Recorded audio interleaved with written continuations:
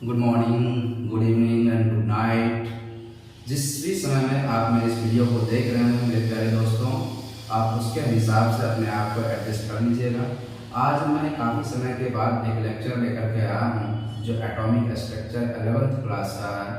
उसके बेसिस पे आज मैं इलेक्ट्रॉन, प्रोटॉन, न्यूट्रॉन का जो डिस्कवर है उस सिस्टमेटिक ऑर्डर में आपको मैं पढ़ाने जा रहा हूँ। जैसे एटॉमिक स्ट्रक्चर में फर्स्ट इलेक्ट्रॉन का डिस्कवर कैसे किया गया था, इसके ऊपर हम आज एक लेक्चर लेकर के आए। देखिए, एटॉमिक स्ट्रक्चर या फिर परमाणु संरचना, इसमें जो इलेक्ट्रॉन की खोज कैसे हुई थी, प्रोटॉन की खोज कैसे हुई थी, न्यूट्रॉन जैसे पार्टिकल्स की उत्पत्ति कैसे हुई थी, ये सब चीज के ऊपर सिस्टमैटिक हम लोग पढ़ने वाले हैं। इसमें सबसे पहला, और ये आपको बता दूं, ये जो लेक्चर जो चल रहा है ये कंटिन्यू चलेगा। लेक्चर 1, 2, 3, 4, 5 ये आने वाले इस कंप्लीट चैप्टर का आपको एक ही जगह पे वीडियो मिलने वाला है और अच्छे तरीके से समझ में आएगा।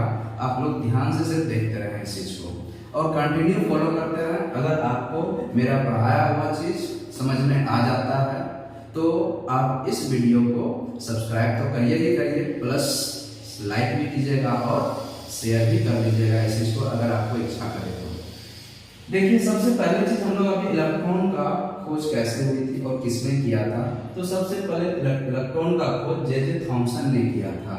ये एक साइंटिस्ट जे थॉमसन ने किया था और इन्होंने जो पहला टेक्नोलॉजी यूज किया था कैथोड रे ट्यूब का किया था। देखिए, आपको दिख रहा होगा ये एक कैथोड रे ट्यूब बनी हुई है और इस कैथोड रे के अंदर में जो ऑटोमेटिक है, आप समझ रहे हैं कि और कैथोड रे एक ट्यूब की तरह है और उस ट्यूब के अंदर ये ग्लास की बनी हुई होती है। इसके अंदर गैसेस क्या होती है, पूरा का पूरा भरी हुई रहती है।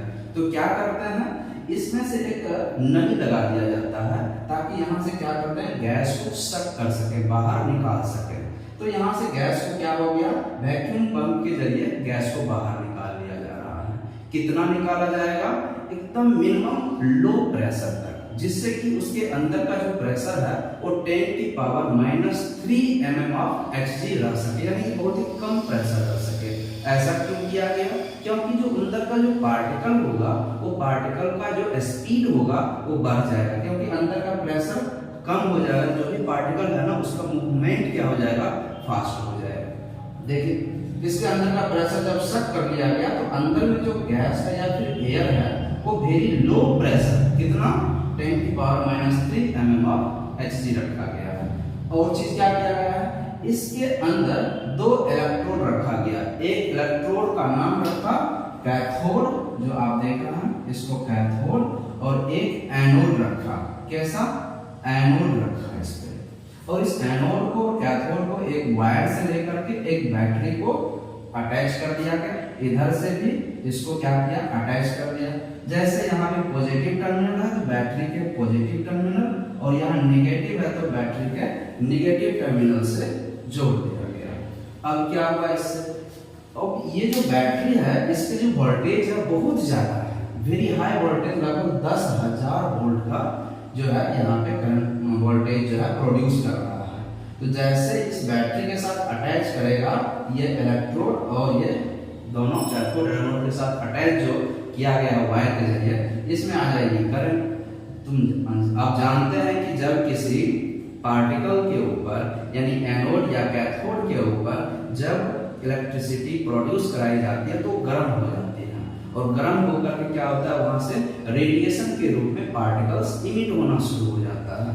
तो वही जब ये गर्म हो गई, हीट हो गई, तो यहाँ से पार्टिकल्स इमिट होना शुरू हो गया, और उस पार्टिकल्स को ही हम लोग क्या नाम देते हैं, कैथोड रे, जो कि वो इनविजिबल होता है, यानी इतनी फास्ट मूविंग होता है जिसको आप उसके स्पीड को मेजरमेंट नहीं कर सकते।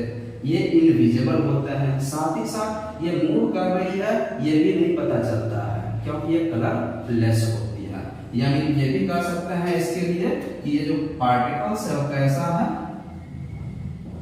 कलरलेस पार्टिकल है, और कलरलेस पार्टिकल को हम आइडेंटिफाई नहीं कर सकते हैं। तो फिर कैसे मालूम चलेगा कि इसके अंदर पार्टिकल मूव कर रही है या फिर नहीं कर रही है। तो उसी के लिए क्या किया गया, इसके एक एंड पे एक स्क्रीन लगा दिया गया जिसका नाम है फ्लोरोसेंट स्क्रीन। देखिए फ्लोरोसेंट स्क्रीन लगा दिया गया।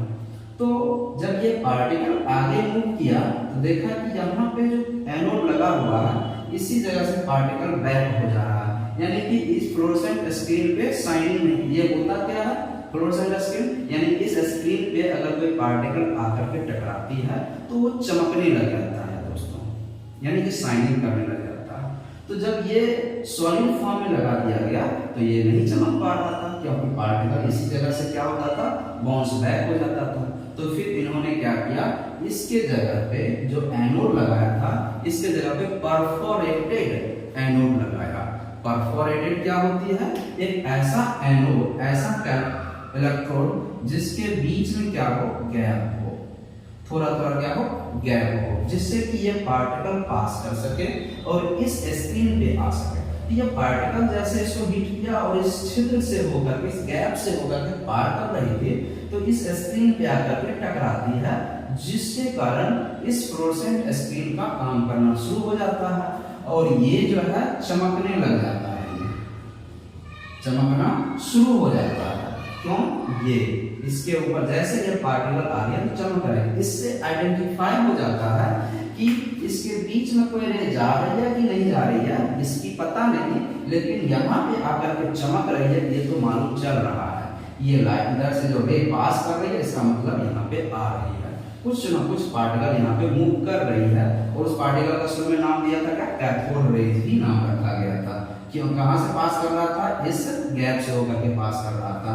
तो ये जो बना होता है फ्लोरोसेंट स्क्रीन उस किस चीज का बना होता है, तो जिंक सल्फाइड का बना होता है। ठीक है, ये फ्लोरोसेंट स्क्रीन किस चीज का बना होता है, जिंक सल्फाइड बना होता है। अब इसकी जो रेज है, इस रेज की क्या क्या प्रॉपर्टी है, तो ऑब्वियसली आप जान रहे कि ये जो रे है वो किस फॉर्म में जा रहा है, स्ट्रेट लाइन में जा रही है, इसकी कलर कुछ नहीं होती है।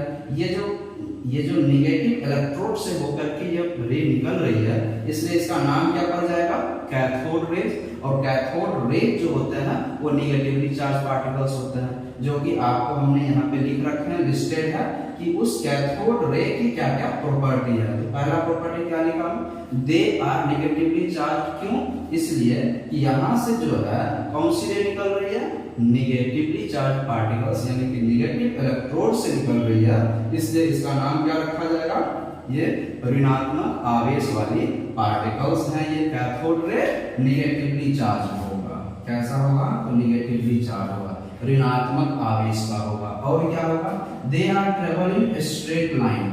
ये कैसा मूव करेगा, ये सीधी स्ट्रेट लाइन इतनी फास्ट मूव करती है कि इसको कर्व करने का टाइम ही नहीं मिल पाता है, यानी कि सीधा, यानी बहुत फास्ट। तो इस हिसाब से ये कैसा मूव करेगा, सीधा स्ट्रेट लाइन में पास करेगा। जब ये मूव करेगा तो ऑब्वियसली उसमें मोशन होगा और मोशन होने से उसमें गतिज ऊर्जा उत्पन्न हो जाएगी। और गतिज ऊर्जा कैसा होगा, बहुत फास्ट होगा, यानी कि बहुत ज्यादा एनर्जी लेगा। कौन सा एनर्जी लेगा, तो काइनेटिक एनर्जी लेने वाली है। तो ये क्या हो जाएगा, इसमें ये जो पार्टिकल होगा इस एक्सपेरिमेंट के दौरान हाई काइनेटिक एनर्जी भी प्रोड्यूस किया गया था। ये किस चीज का बना होता है, बहुत ही छोटे पार्टिकल्स, इसलिए कि इसको नेट आई से तो देखा ही नहीं जा सकता है। आपको पता है ये इनविजिबल होता है, इसको देख नहीं सकते हैं। और क्या, they are deflected towards positive plate. कहाँ पे, इलेक्ट्रिक फील्ड में।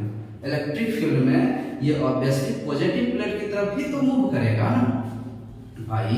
ये क्या है, निगेटिवली चार्ज पार्टिकल है, निगेटिव चार्ज पार्टिकल है, तो ऑब्वियसली निगेटिव वाला किसके तरफ अट्रैक्ट करेगा, पॉजिटिव प्लेट की तरफ। तो जहां पे पॉजिटिव पार्टिकल्स होगा उस पॉजिटिव पार्टिकल्स की तरफ ये निगेटिव यानी कि कैथोड रेज मूव करना शुरू कर जाएगा। देखो ये निगेटिव है और ये मूव किधर कर रहा है, पॉजिटिव की तरफ। Obviously negative charge particle move towards the positive charge particles, that is cathode rays move from cathode electrode to anode electrode. Okay, so they produce fluorescence.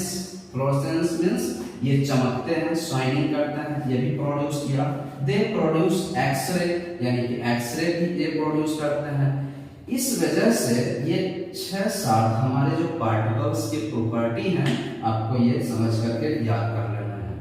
तो एक क्वेश्चन अराइज होता है कि इस इलेक्ट्रॉन को फंडामेंटल पार्टिकल्स जैसे electron, proton, neutron, ये सभी एक बेसिक पार्टिकल्स के रूप में नेमिंग किया गया है। क्यों किया गया?